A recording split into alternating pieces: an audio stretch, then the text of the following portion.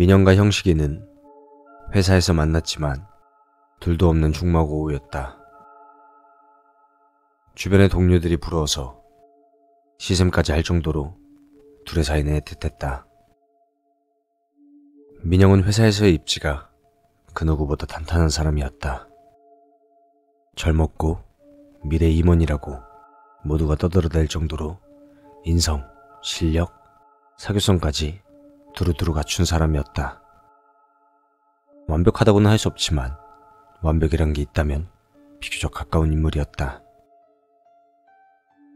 형식은 회사 내규에 구애받지 않는 그런 사람이었고 그는 꽤 자유롭고 털털한 성격을 지닌 욕심이 별로 없는 그런 사람이었다.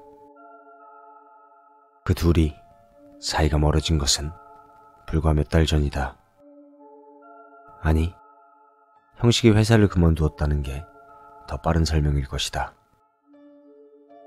나는 그 둘과 비교적 가깝다고 생각한 사람이었고 사석에서 형식에게 그 사건에 대한 얘기를 들은 건 아마도 내가 유일할 것이다.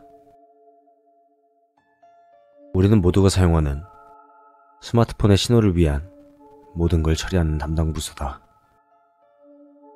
때문에 야외 중계기 보수 작업은 필연적이었다.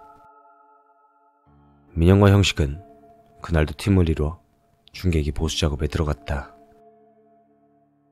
그 건물 자체가 새로 계약한 곳이라 중계기 설치 이후 처음 작업을 하는 곳이었다. 안정적으로 신호를 보내야 하기 때문에 그날은 야근을 각오해야 했다. 평상시와 같이 2인 1조가 아닌 3인 1조로 근무를 하다가 다른 곳 한 군데에 장애가 터져 후임 한 명을 그곳으로 파견을 보내고 둘이서 작업을 진행하고 있을 무렵이었다. 아우, 오늘은 진짜 진 빠지네. 나 세수 좀 하고 올게, 형식아. 벌써 8시간이 넘는 작업에 민영도 지칠 대로 지친 기색이었다. 하이, 그래. 너 어제 애가 울어서 잠도 못 잤다며? 무리하지 말고 부족한 내 실력으로 어떻게든 커버해보마. 아이, 자식. 말이라도 고맙다. 어? 그렇게 형식이 화장실로 간 지 10분, 20분 정도가 흘렀을 때였다. 아, 이놈 화장실에서 뭐 하는 거야? 똥 싸나? 왜 이렇게 안 와?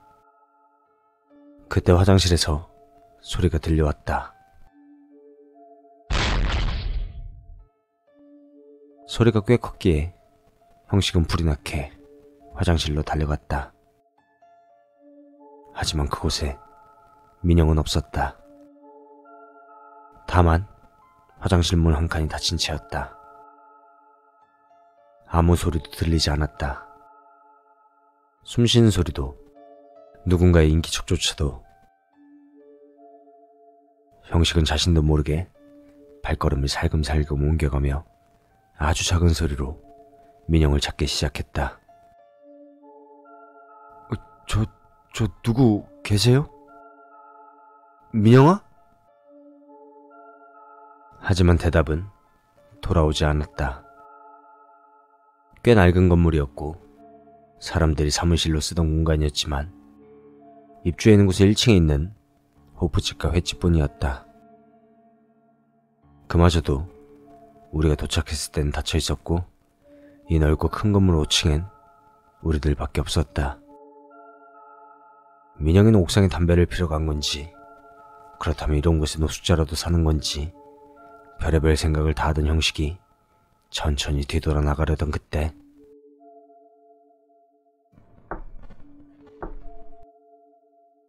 화장실 문을 작게 노크하는 것 같은 소리가 들려왔다.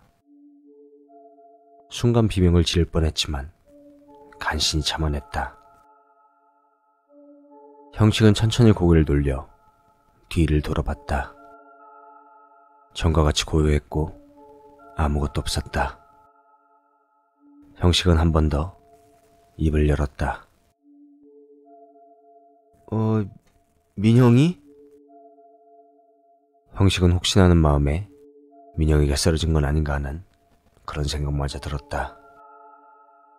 무서움은 잠시 떨쳐내고 닫혀진 화장실 문을 두들겨도 보고 주먹으로 쾅쾅 쳐보기도 했으나 안에서 묵묵부답이었다. 급한 마음에 화장실 윗틈새에 있던 작은 틈을 보기 위해서 닫힌 문의 윗부분을 잡고 껑충하고 뛰어올랐다. 그리고 안에는 분명 민영이가 있었다. 등을 수그린 채로 고통에 신음하는 자세 마냥 허리춤과 등 쪽만이 겨우 보였다. 아이, 야, 민영아, 정신 차려. 거기서 뭐해, 임마. 무슨 일이 생긴 거를 확신한 형식은 미친 듯이 문을 발로 찼으나 뭔 놈의 화장실 문이 이리 꼼짝 않는지 걸려있는 걸쇠를 작업용 도구로 부숴야겠다고 생각한 형식은 그대로 작업 도구를 가지러 가려고 했다.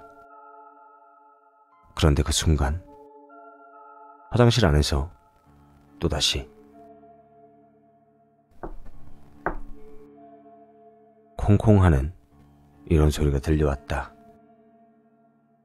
형식은 뭔가 모를 불안함에 화장실 바닥에 손을 대고 그대로 엎드렸다.